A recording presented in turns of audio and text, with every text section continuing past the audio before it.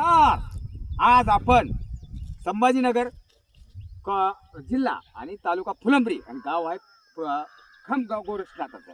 आज आपल्याकडे MIT college, hi tech college, Waluj hi tech कॉलेजचे प्रोफेसर मंडळी, विद्यार्थी मंडळी आलेले आणि यांना काही झिरो टिलेज बद्दल समजून घेणं आहे. शून्य मशागत तंत्रज्ञान आणि शून्य मशागत तंत्रज्ञान ज्यावेळेस प्रत्यक्ष आपण शेतावर बघतो त्यावेळेस खोडांचा बाजार आणि मुळांचा बाजार समजून घ्यायचा आहे तुम्हाला.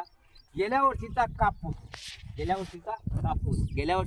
कापूस या खरीपातली नंतरच्या खरीपातला हा कापूस झाला. गेल्या वर्षीचा खरीपातला कापूस, नंतर या खरीपामध्ये मागच्या खरीपामध्ये मक्का आणि रब्बीमधला हरभरा. आता हे 1 2 3 खोडांचा बाजार बघतोय आपण वरते. आता 3 खोडांचा बाजाराचा मुळांचा बाजार ह्या जमिनीमध्ये किती असेल त्याचा अंदाज. आणि ज्यावेळेस आपण जमीन काढतो, खोदतो, नरम चटक जमीन होते, जमिनीचा वास येतो, सेंट येतो, त्यावेळेस जमीन कशी होते हे बघायला पाहिजे आपण. आणि मुळं कुजण्याचं प्रमाण, कुजणे हे प्रकारे या इथं चालू आहे. आणि कुजण्याची प्रक्रिया ही ऑर्गॅनिक मटेरियलमध्ये आहे. आणि कुजण्यापासून मायक्रोबियल ॲक्टिव्हिटी ही मायक्रोबियल ॲक्टिव्हिटी या मुळापासून चालू होणार. जी मुळं आहे इथं, ही मुळं कशी कुजली पहा. आणि जमीन सच्छिद्र झाली, तुम्ही बघा ही सच्छिद्र जमीन, हे वाडे जमिनीचे, हे वाडे ही जे बिळं दिसताय तुम्हाला, ही सगळी बिळं दिसताय ही वाड्यांची, ही सजीवांचे वाडे.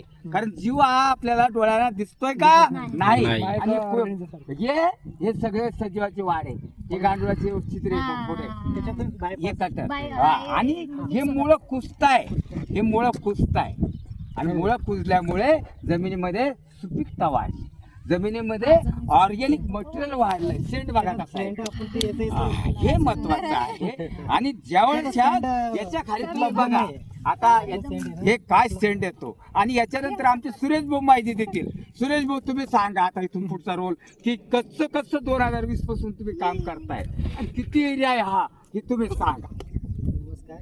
मोठा आवाज.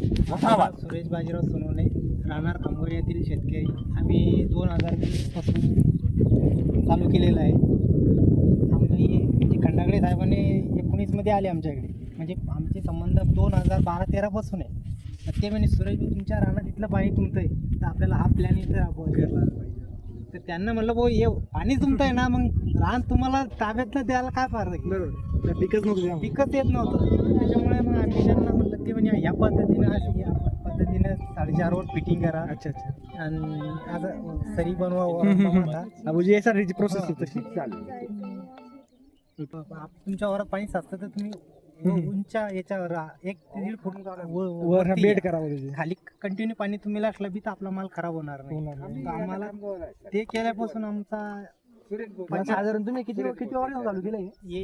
20 पासून स्टार्टिंग. उत्पन्न कसं आलं मग? काही उत्पन्न आमचं दरवर्षी 2 क्विंटल 3 क्विंटल वाढतं. मग सुरुवातीला तुम्ही उत्पन्न काय घेतलं पाहिजे? सुरुवातीला एक आमच्याकडे 2च वर्गीय पीक आहे, कपाशी, मका, हरभरा. हे 3च वर्गीय. म्हणजे कपास असले की 1 वर्षच राहायचं. अच्छा. आणि मका असली तर 2 पिकं येतात. साधारण तुम्ही आता SRT कडे वळलेले बरं. हो, SRT म्हणजे शून्य मशागत. आता 2020 पासून नांगरलीच नाही. त्यावेळेस बेड आहे. फक्त 12 महिन्यात आता 8 रोजाने आम्ही याला एक भर मारणार. लेझर मारणार. हो, फक्त याला नुसतं हे नाही, याला असं करणार. लेझर फक्त मारणार. त्याला अच्छा बेड परत लाईट मॅडम, हा लाईट आपल्याला याला काहीच नाही हात लावायचा. दादा आणि साधारण जेव्हा ही माती फक्त त्याला वर करायची. डॉक्टर नाही का बैल भाषा का म्हणजे कशाने लावू शकता मोठा पकाचा ट्रॅक्टरने बी लावलं तुमचं एक गांडूळ बी मारणार नाही. काही गांडूळ आपलं फक्त 2-2.5 फुटाच्या खाली येतात. 2.5 फुटाच्या खाली. आता खाली येतात. हा, ते tanker तुम्ही जर मरणार आणि नाही. नाही. ट्रॅक्टर 2.5 फुटा एवढं खाली घेत नाही आपण.